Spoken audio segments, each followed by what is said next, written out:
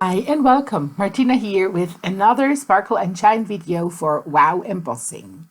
Today I will be recreating Marion's embossing pouncing technique, and I will be working with rosy cheeks, rose quartz, opaque bright white in superfine, and eventually with frosted glass and opaque bright white in ultra high. But I'm not quite sure about them, but I just have them on hand if I might be using them.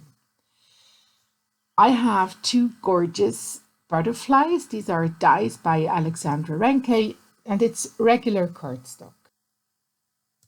I am working on my wooden panel and a piece of baking paper. Then I put my cardstock butterfly onto and poured some of the mentioned embossing powders onto the butterfly.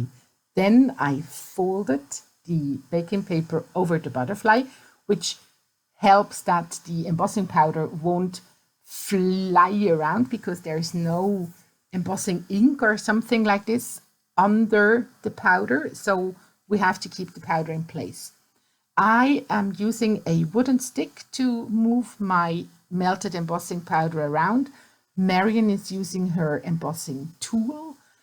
Of course, you have to be always careful when you're working with the embossing tool, and especially when you're including wood.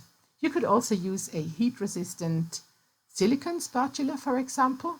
I just had this wooden stick on hand, and I love to have control, and I like to shift the melted embossing powder around so I can have a slight influence onto how the pattern will look like. As I have enough embossing powder on my butterfly now, I am starting to melt the excess powder off. This works perfectly fine when you have your dual speed heat gun on setting number 1, and you will see your die cut shape appears like magic because the excess powder just melts off. Also, a good thing is, as the surface still stays warm, you can add more powder to include into your pattern if you're not happy with some areas, as I was with that right wing of the butterfly.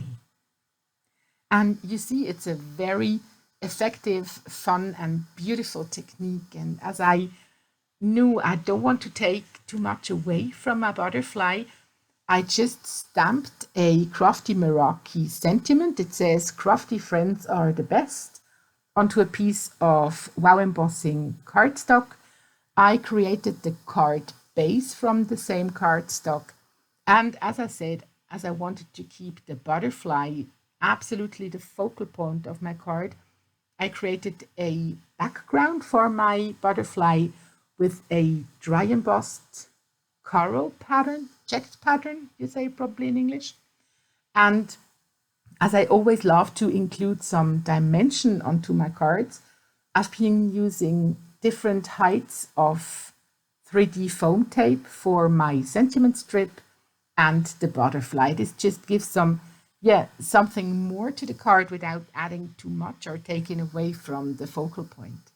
As one very little special, I'm adding a piece of pink thread to the back of the butterfly, which will just float nicely around when you move the card.